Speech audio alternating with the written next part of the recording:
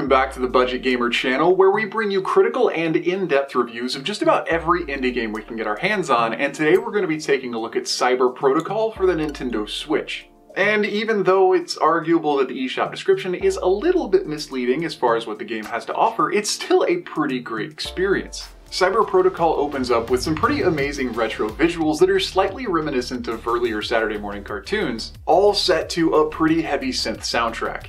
The story of the game, if you did go through and read the eShop description already, is pretty much that you're playing as a hacker who's found some mysterious disk, and it's now his mission to go, well, take down the man.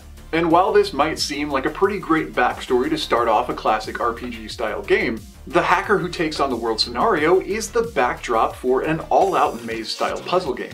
And already, just looking at the footage over my shoulder, we can see that Cyber Protocol is definitely reminiscent of those early stand-up arcade cabinets back to the days of Pac-Man and Donkey Kong. And the gameplay itself is just as simple as those pulsing neon graphics. The entire hacking adventure in Cyber Protocol is carried out through navigating your avatar's icon either up, down, left, or right.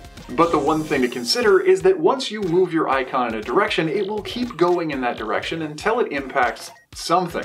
And whether that be a wall or a block that's safe to stop on, or a trap or even an enemy, it'll be up to you to maintain your own safety trying to navigate all the way through the maze's entrance to its exit. There are 100 levels in Cyber Protocol, and if you've been around the channel for any length of time, you've seen that I've reviewed another 100 level retro game. And to be painfully honest, I was none too excited with the level of repetition. But thankfully, Cyber Protocol doesn't really have that issue. Every few levels or so, and almost every level when you really get into the game, offers a new type of trap, a new type of enemy, or a new maze dynamic.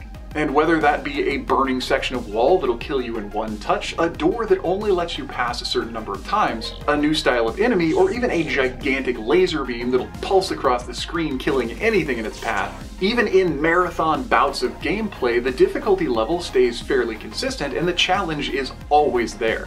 The 100 levels themselves, though, are divided up into 10 overarching areas, and besides merely playing through the maze to claw your way from start to finish, there are a handful of collectibles and certain ways to boost your score. Pressing yourself to finish in a certain amount of time to keep your score up is one way of playing the game, and the other way is trying to get all of the collectibles. And this is, in a sense, where more intuitive players will realize that even though there's only one starting point and one finish point, there may be a multitude of ways to get from point A to point B. And it's along these less obvious paths that you might find new collectibles that can help you unlock new soundtracks, new avatars, or even more visual displays for when you're playing through the game.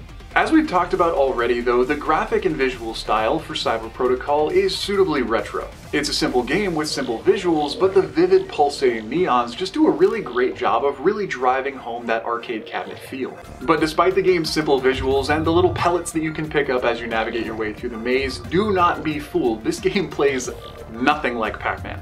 Moving on to the retro soundtrack, the synth audio is pretty incredible. Along with the visuals and the game's light backstory, it really does a good job to keep that hype and that kind of cyberpunk retro vibe. And as I've mentioned already, if you really do well exploring the game and unlocking some of those collectibles, you can do a decent amount to actually customize the audio as well. So overall, looking back at my experience with Cyber Protocol, it is much more of a game than I would have expected, even if it's not exactly what I expected from the description on the eShop. Besides offering 100 unique maze-style puzzle levels, there are dozens of unlockables and ways to customize your own gameplay, as well as up to 4-person couch co-op, as well as leaderboards for high scores. So if you are a fairly competitive retro-style gamer, then Cyber Protocol might be one you want to put on your list. Otherwise, fans of maze games and casual or even more active puzzle gamers might want to take note, especially when it does go on sale. But considering how much the game really does have to offer and how many hours of gameplay are available depending on how fast you can crush through those levels, even the regular list price of $9.99 is fairly justifiable. But anyway, that does about wrap up the review of Cyber Protocol, now on the Nintendo Switch. So if you enjoyed the review, or especially if you found it helpful, feel free to throw me a like or a comment to show your support. And don't forget to click that little bell icon when you subscribe to stay updated with the latest content. We put out a couple of reviews a week, so whether it's an awesome unforgettable gem or an easy hard pass, you're probably going to find out about it right here. But if you really enjoy the Budget Gamer channel and you like what we do, and you want to help us give some much needed media coverage to a lot of very underrepresented indie game developers, you can help us get a hold of more games and even produce these reviews by joining our small crew of Patreons. But anyway, this has been the Budget Gamer, so as always, Thanks for watching.